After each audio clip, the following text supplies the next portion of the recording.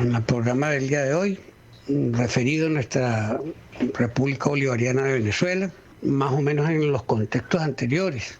Está de protagonista el tema del bloqueo económico contra la República Bolivariana de Venezuela. El gobierno de los Estados Unidos, por supuesto, no cumplen, independientemente de las iniciativas que ha tenido el alto mando de la revolución de establecer lazos con una parranda de fascistas, aún sabiendo que no tienen palabra. Ya este ciclo de conversaciones se hizo hace unos años y justo el día que les tocaba firmar se retiraron de la mesa de negociaciones. En esta ocasión llegaron a firmar, pero no hay cumplimiento de parte del gobierno de los Estados Unidos, que está poniendo obstáculos para permitir que recursos que son destinados por la Organización de Naciones Unidas, a quien de buena fe se le permite, se autorizó la Organización de Naciones Unidas para que fuese el garante de la administración, que no llegase directamente al gobierno, sino que llegase a ciertos sectores como la salud, educación, etcétera, etcétera. Bueno, los Estados Unidos están criminales como son, asesinos como son, ladrones como son, obstaculizando lo que ya se firmó. Ellos habían puesto, pues, porque ellos son los quienes dirigen a la oposición venezolana, y los habían mandado a ir a una mesa de conversaciones y acuerdos y convenimientos. Estos señores títeres se han prestado para el juego, bueno, el bloqueo, y ahora ellos supuestamente, por lo menos en declaraciones también, están requiriendo pues sean liberados los bienes que de paso, no es un regalo, son bienes venezolanos. El hecho es que en ese mismo contexto hay realidades de contento social, porque al no haber recursos normales, Venezuela tiene que hacer grandísimas peripecias para dar uso a las divisas que le corresponden, producto de su comercio exterior, y genera puertas adentro descontentos sociales que va creciendo, como es el del aumento del salario, y que no es per se el aumento del salario, sino el ataque al poder adquisitivo del venezolano, que aunque parezca lo mismo, no lo es. El hecho es que el día de ayer, 23 de enero, se conmemoró un año más de la caída de la dictadura del general Marcos Pérez Jiménez, que se hizo en el año 52, del año 52 al año 58, que fue signada pues por una salida a las calles, en donde lo protagonizó para su momento lo que era el Partido de Acción Democrática. Y previamente se sabía de un pacto que habían tenido. Esto es un poquito de historia.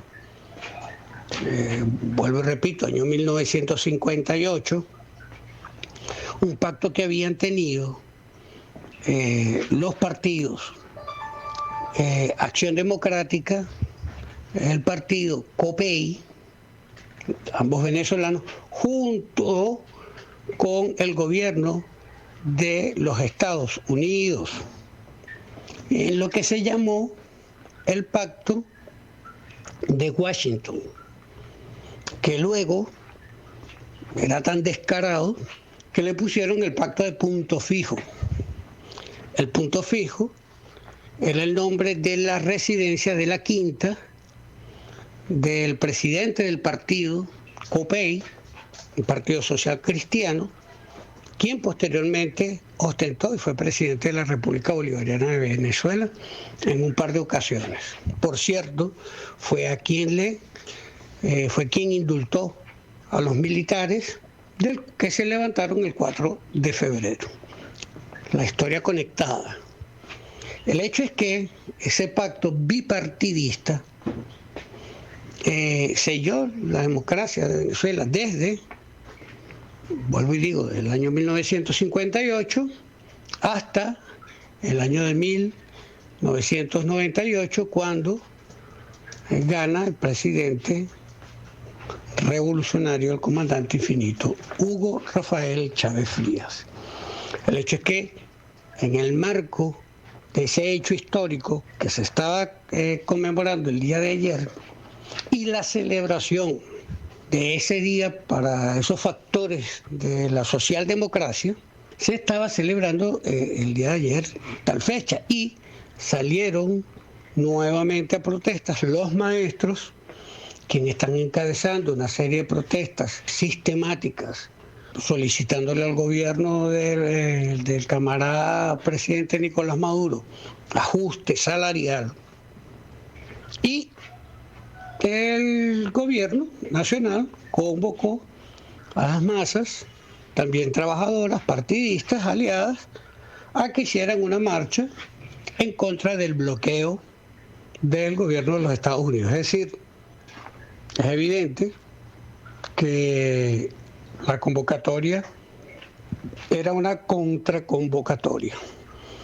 Para las personas como yo, que hemos vivido estos últimos, muy intensamente, estos últimos 30, 40 años de luchas políticas, sobre todo en estos últimos 20 años, esto de marchas y contramarchas fue parte del síntoma que devengó en una desestabilización social que no es para nada agradable, que ya los venezolanos vivimos y que realmente no son fructíferas y que de alguna manera demuestran que aún hay inmadurez política, porque en el marco de estas marchas, sobre todo en las que trata de protagonizar, las concentraciones que han tratado de protagonizar los factores de oposición, han aprovechado un poco de golpistas, el fascismo alborotándose, mandando mensajes subversivos y toda la cosa, cuando no han tenido, y lo voy a decir como lo decimos los venezolanos, no han tenido las bolas bien puestas para salir a la calle, a la cara como la dieron el comandante Chávez y todo Diosdado, el comandante Diosdado, etcétera, etcétera, y dieron la cara, arriesgando todas las cosas, aún a sabiendas de que militarmente sus posibilidades eran nulas, pero tuvieron el coraje de hacerlo, y estos tipos, desde la comodidad de los asientos, de sus exilios, autoexilios, cuerda de delincuentes ubicados todos en Miami o en España, entonces dicen y convidan al pueblo, enfrente a ese pueblo contra pueblo. Uno como ciudadano, uno como ser que apoya el proceso revolucionario, el proceso integracionista, sabe en qué contexto hemos venido desenvolviéndonos los venezolanos y sabemos que el presidente Nicolás Maduro está claro de algunos aspectos y que una cosa distinta es que uno, y hablo quizá a título personal, lo digo por las inquietudes que se le genera gran cantidad de compañeros aquí en la República Bolivariana de Venezuela que se inquietan por las posiciones que uno debe tener. Yo creo que si hemos avanzado hasta aquí hay que dar un voto de confianza más.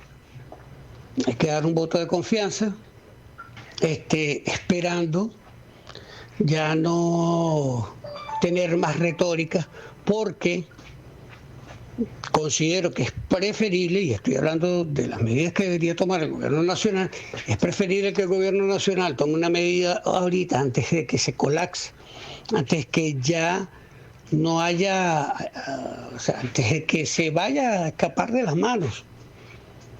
Porque el descontento es colectivo, vamos a estar claros, el descontento es colectivo y el descontento es simplemente, no tan solo porque los trabajadores no tienen suficiente ingreso, sino porque la especulación y el descontrol de la inflación, que son tareas de controlar del gobierno, porque por eso es que hay un gobierno, no está funcionando ninguno de esos controles. No está fácil la cosa en Venezuela. No está fácil la cosa en Venezuela. Quienes estamos bien claros en el contexto político. De hecho, Nicolás está claro, Nicolás no va a ir para el encuentro de la CELAC en Argentina.